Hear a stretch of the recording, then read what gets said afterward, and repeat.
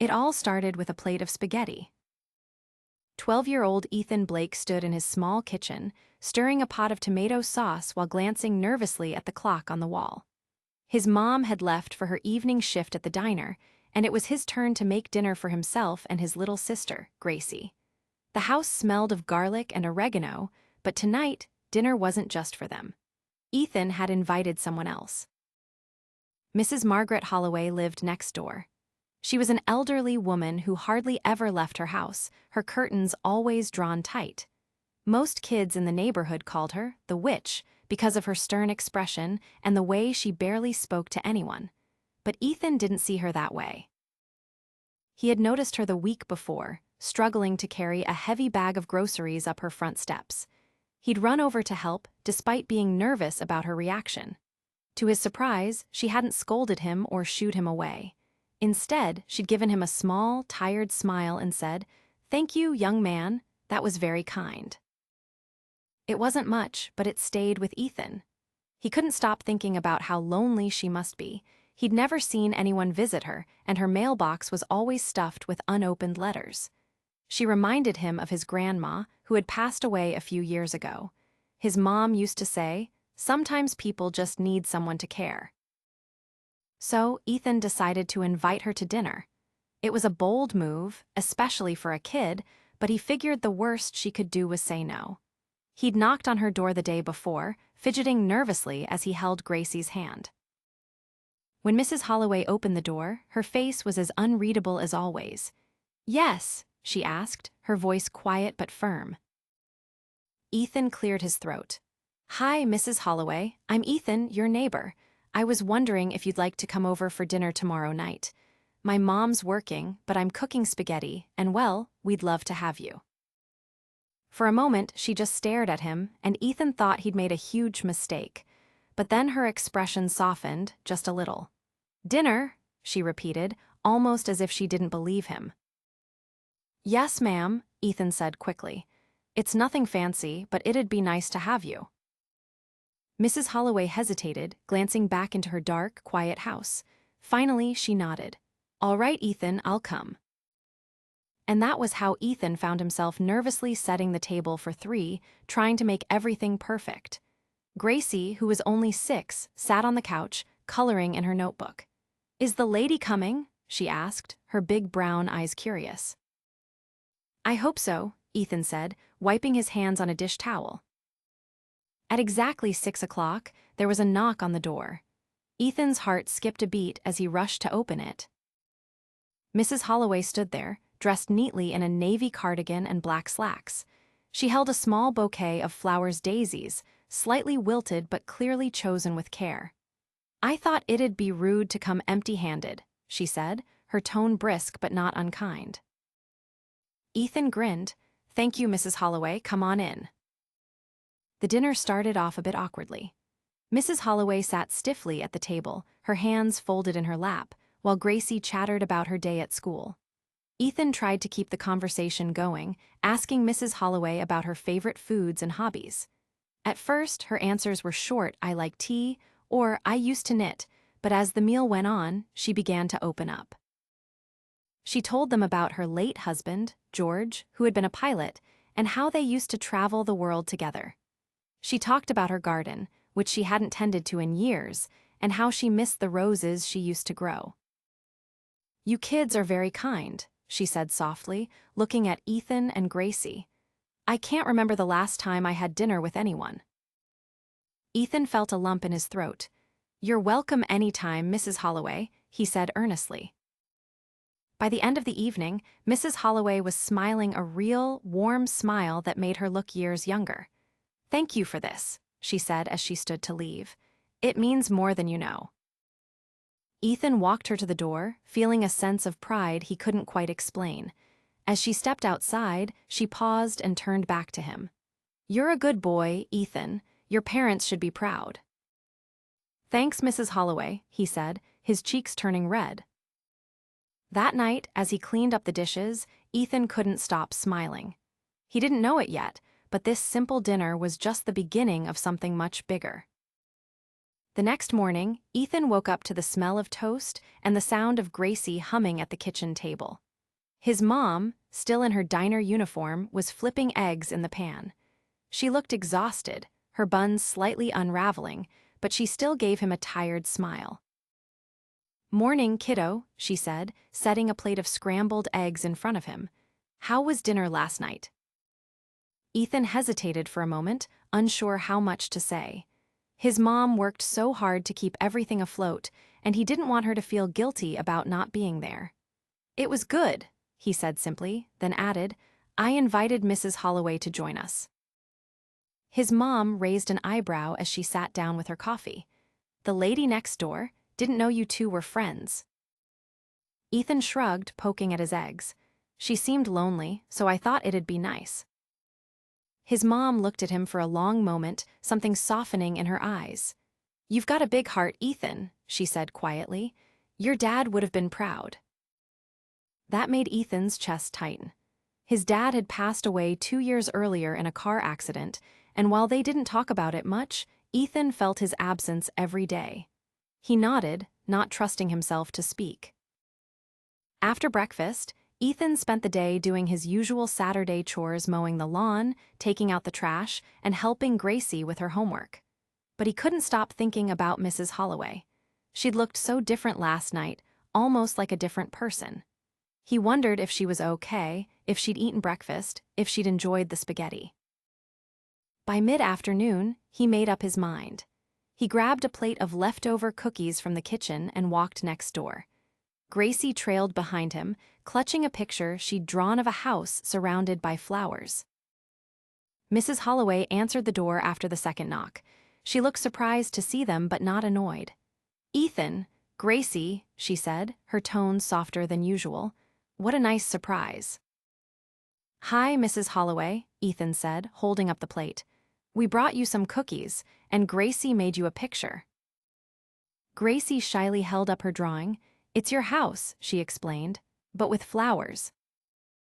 Mrs. Holloway's face lit up. "Well, isn't that the loveliest thing?" she said, taking the picture and examining it closely. "Thank you, sweetheart. I'll put this on my fridge." Gracie beamed, and Ethan felt a warm rush of pride. "We just wanted to check on you," he said. "See how you're doing." Mrs. Holloway hesitated, then stepped aside. "Why don't you come in for a bit?" Ethan hadn't been inside her house before, and he was struck by how quiet it was. The furniture was old but well kept, and the walls were lined with photos, black and white pictures of a young Mrs. Holloway with her husband, snapshots of places that looked like Paris and Rome, and a few faded pictures of a young boy. "Is that your son?" Ethan asked, pointing to one of the photos. Mrs. Holloway's expression grew wistful. "Yes, that's Henry. He passed away many years ago, leukemia." She said it matter-of-factly, but there was a deep sadness in her voice. Ethan didn't know what to say, so he just nodded. Gracie, oblivious to the weight of the moment, wandered over to a shelf filled with small glass figurines. "I like your animals," she said, pointing to a tiny crystal elephant. Mrs. Holloway smiled. "Thank you, dear. My husband used to bring them back for me from his trips." As they sat down in her cozy living room, Mrs. Holloway opened up more. She told them stories about her travels, her love of gardening, and how much she missed baking. "I used to make the best apple pie," she said with a hint of pride. "Haven't baked in years, though.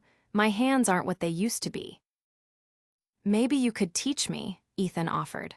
The words came out before he could think about them, but once they did, he realized he meant it. Mrs. Holloway looked at him, surprised. "You'd want to learn from me." "Sure," Ethan said with a shrug. "I like cooking, and Gracie likes pie, don't you, Gracie?" Gracie nodded enthusiastically. "Lots and lots of pie." Mrs. Holloway chuckled, a sound Ethan had never heard from her before. "All right then, how about next Saturday? You bring the apples, and I'll show you my secret recipe." Ethan grinned. "Deal." The week flew by, and Ethan found himself looking forward to Saturday more than he'd expected. He saved up his allowance to buy a bag of Granny Smith apples and a new pie dish, which he carried carefully to Mrs. Holloway's house that morning. Gracie came along, too, eager to help. Mrs. Holloway greeted them with a rare smile and ushered them into the kitchen. She'd already set out the ingredients: flour, sugar, cinnamon, and a stack of handwritten recipe cards that looked older than Ethan. "First rule of baking," she said, tying an apron around her waist, "is to measure everything carefully. No shortcuts." Ethan listened intently as she guided him through each step, peeling and slicing the apples, mixing the dough, and carefully crimping the edges of the crust. Gracie mostly watched, sneaking bits of apple when she thought no one was looking. As they worked, Mrs. Holloway shared more stories about her life. She talked about how much she loved teaching. She'd been an elementary school teacher for over 30 years, and how hard it had been to retire after her husband passed away. "I didn't know what to do with myself," she admitted, her voice tinged with regret. "So I just stopped trying." Ethan paused, his hands dusted with flour. "But you're trying now," he said softly.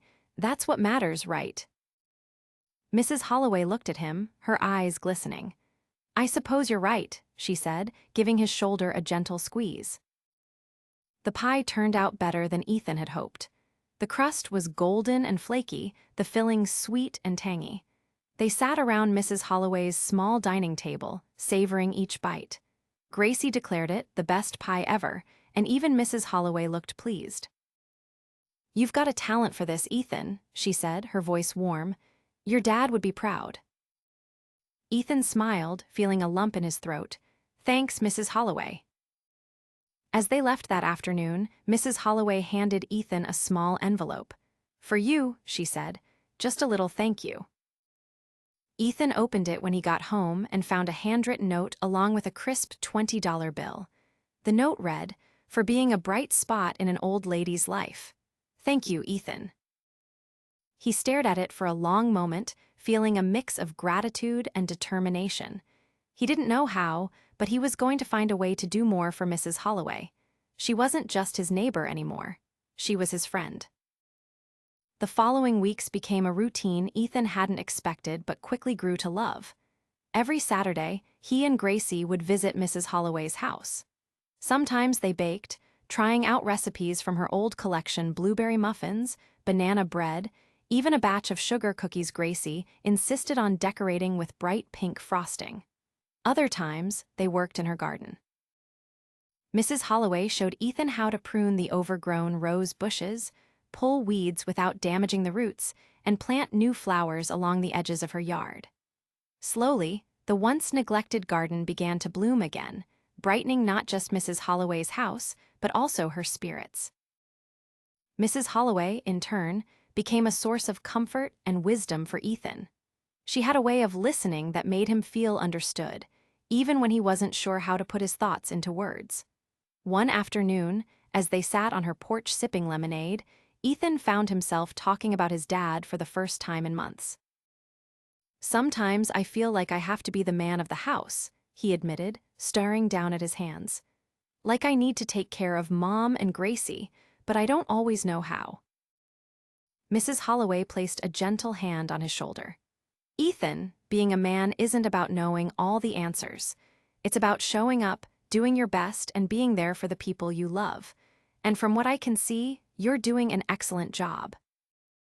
Her words stayed with him, giving him a sense of reassurance he didn't realize he needed. But life, as it often does, had its way of throwing challenges into the mix.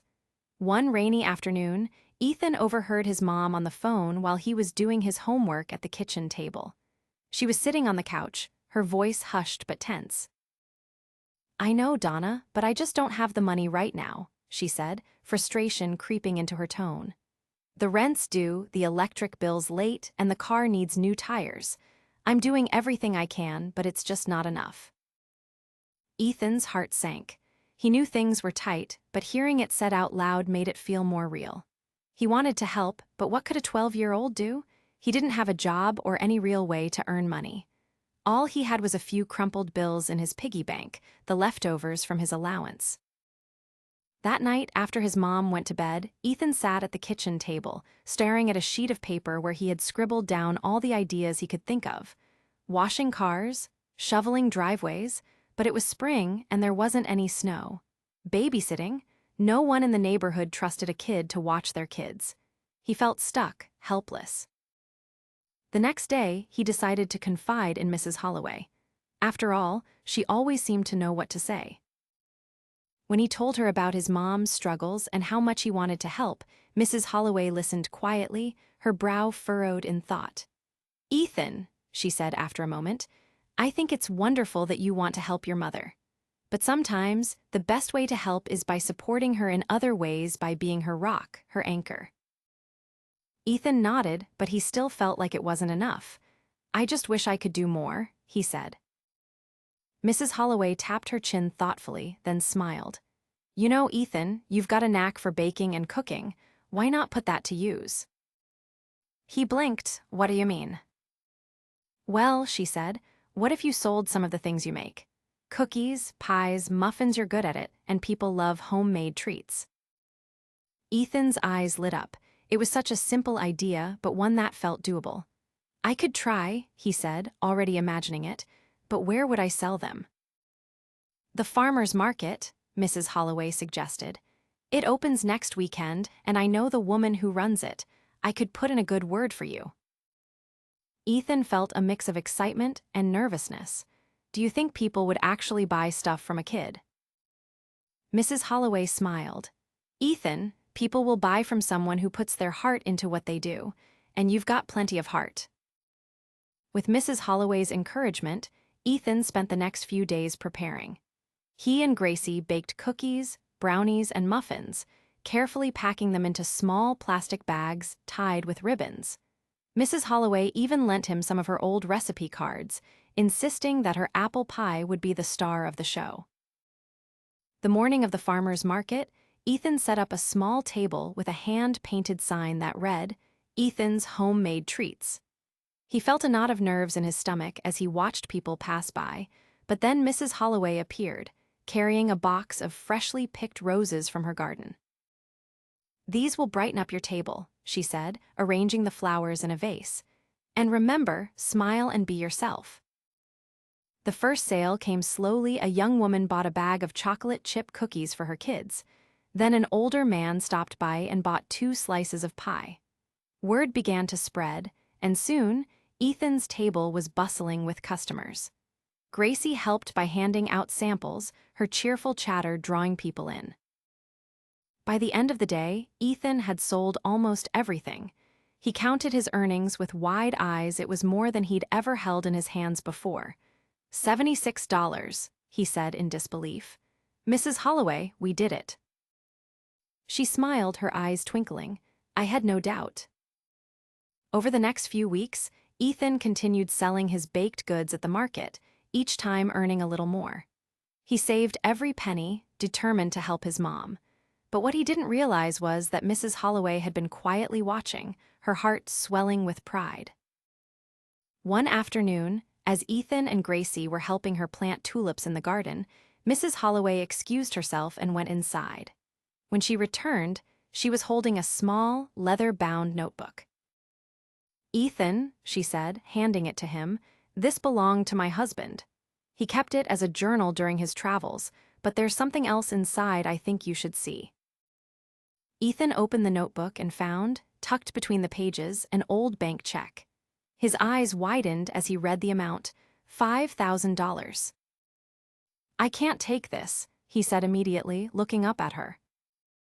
Mrs. Holloway placed a hand on his shoulder. "Ethan, you've done so much for me these past few months. You've brought light back into my life. This is my way of saying thank you and of helping you the way you've helped me." Tears filled Ethan's eyes as he hugged her tightly. "Thank you," he whispered. That evening, when he handed the check to his mom, her eyes filled with disbelief. How did you?" she stammered. "It's a long story," Ethan said, smiling. "But everything's going to be okay now, Mom, I promise."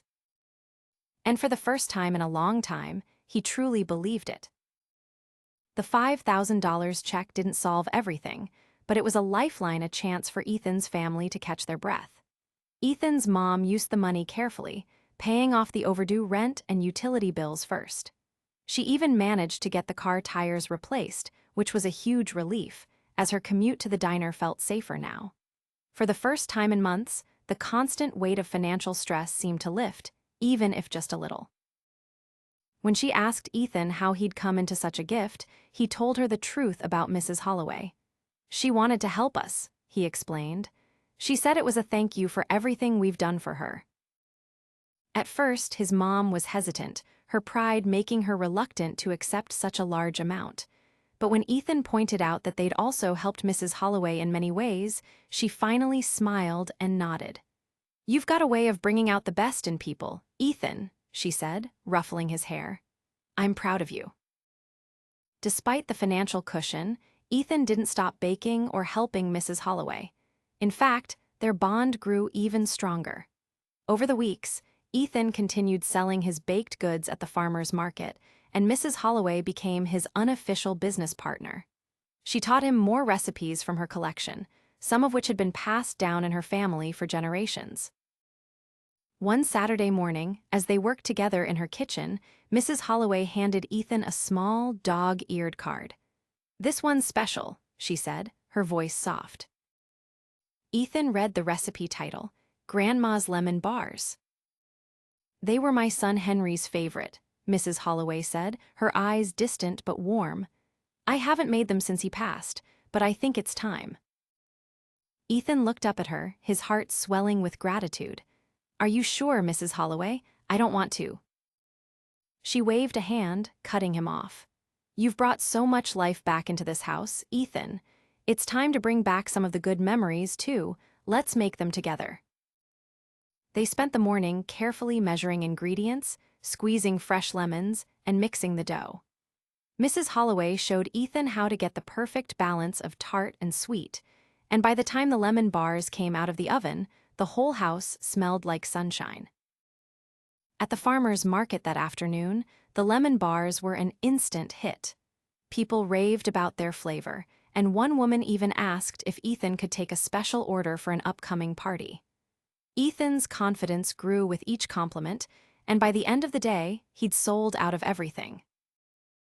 When he got home that evening, he handed his mom the cash he'd earned.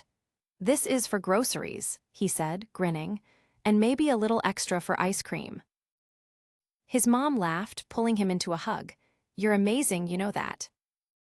But it wasn't just Ethan's family that was changing. Mrs. Holloway, too, seemed lighter, more vibrant. She started venturing out of her house more often, even walking to the park a few blocks away. One afternoon, she surprised Ethan and Gracie by showing up at their house with a basket of freshly picked flowers from her garden. "These are for your mom," she said, handing the basket to Ethan, "as a thank you for raising such wonderful kids." Ethan's mom was touched, and the two women ended up sitting on the porch, chatting over cups of tea while Ethan and Gracie played in the yard. It was the first time Ethan had seen his mom laugh like that in years, and it made him realize just how much Mrs. Holloway had become a part of their lives. But life wasn't without its challenges. One evening, as Ethan was helping Mrs. Holloway clean up after dinner, she winced and clutched her wrist. "Are you okay?" Ethan asked, his voice filled with concern. Mrs. Holloway nodded, but her face was pale. "Just a bit of arthritis acting up," she said. "It's nothing to worry about." Ethan wasn't convinced. "You should see a doctor," he said firmly. She waved him off, but later that week, when her hand swelled and she struggled to hold a spoon, Ethan insisted on taking her to the clinic. With his mom's help, they arranged an appointment, and Mrs. Holloway reluctantly agreed to go. The doctor confirmed that it was arthritis, but he also discovered something else, a mild heart condition that required medication and regular checkups. Mrs. Holloway was shaken by the news, but Ethan stayed by her side, holding her hand and promising to help her through it. "You're not alone," he told her. "We'll figure this out together." Touched by his unwavering support, Mrs. Holloway began taking better care of herself. She followed the doctor's advice, adjusted her diet, and even started doing light exercises in her garden. Ethan and Gracie joined her sometimes, turning it into a fun routine. As summer turned to autumn, Mrs. Holloway's house became a hub of activity. Neighbors who had once kept their distance began stopping by, drawn by the laughter and warmth that seemed to radiate from her home. Some even started buying Ethan's baked goods directly from her porch, turning it into a mini bakery on weekends. One Saturday, as Ethan stood in front of the oven, pulling out a tray of freshly baked cinnamon rolls, Mrs. Holloway walked in with a letter in her hand. "This came for you," she said, her eyes shining with excitement. Ethan took the envelope and opened it, his heart racing.